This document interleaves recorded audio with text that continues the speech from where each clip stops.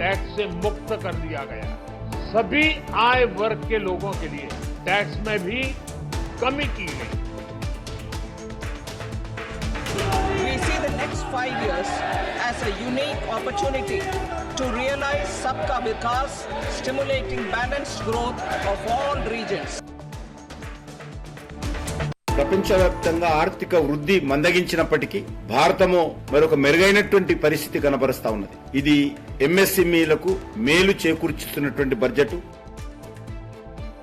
బడే బై అంటాడు, మరి మెచ్చుకుంటుండు, కానీ ఆ బడే బై మాత్రం ఈ చోటే బైకి ఏమి ఇస్తలేనట్టున్నాడు. మరి వీళ్ళ బంధం ఏందో ఈ రాష్ట్రానికి మాత్రం ఏం జరుగుతున్నట్టయితే కనబడతలేదు.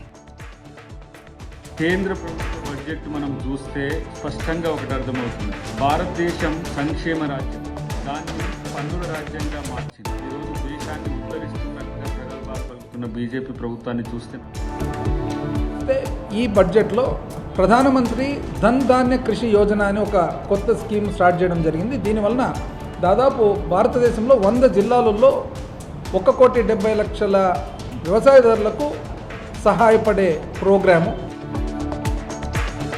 అమరావతి పేరింటే మీరు దేవతల రాజధాని. ఈ విషయం మీరు గుర్తుపెట్టుకోవాలి. దేవేంద్రుడు పరిపాలించిన దేవతల రాజధాని పేరు అమరావతి అని చెప్పి కూడా నేను మీకు తెలియజేస్తున్నా. ప్రభుత్వం గడిచిన 5 సంవత్సరాలు అబద్ధపు మాటలతోటి కాలం గడుపుకొని దాదాపు 11 సీట్లకు పరిమితం అయిపోయింది. ఇవాళ మా ప్రభుత్వం ప్రజలకు ఇచ్చిన మాటను నిలబెట్టుకునే ప్రయత్నం చేస్తా ఉన్నాం. సుప్రీంకోర్టుకు వెళ్లటం జరుగుతుంది.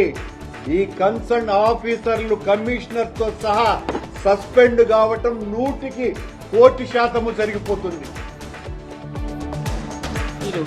ఇవాళ నుంచి అయితే బాధుడే బాధుడు. ఇవాళ నుంచే విపరీతమైనటువంటి కరెంట్ ఛార్జీలు. ఈ షాక్ ఎప్పుడు పడుతుంది అంటే 4 రోజులు పోయాక పడుతుంది.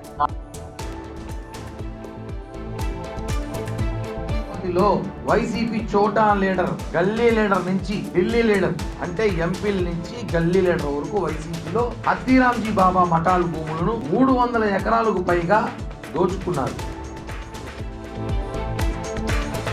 ఎక్కడికి రమ్మంటే ఎక్కడికి వస్తారు? రాష్ట్రంలో ఏ ఒక్క ఊర్లోనన్నా 100% రుణమాఫీ జరిగిందంటే నా ఎమ్మెల్యే పదవి కాదు, రాజకీయ సన్యాసం తీసుకొని వెళ్ళిపోతా అని చెప్పుకుని నేను చెప్తా ఉన్నా.